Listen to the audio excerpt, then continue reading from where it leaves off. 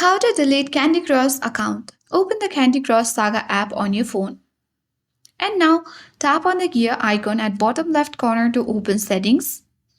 Here you see variety of options.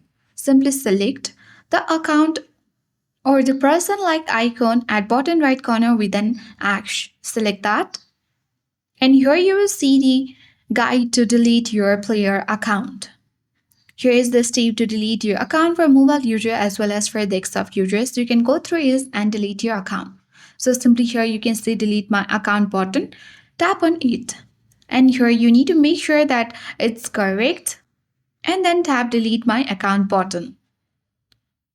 And here you can see that you can see the close button. Select that. And then you will successfully delete your account.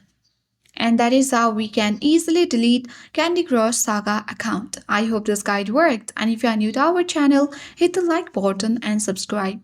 Thank you for watching, and I'll see you in the next video.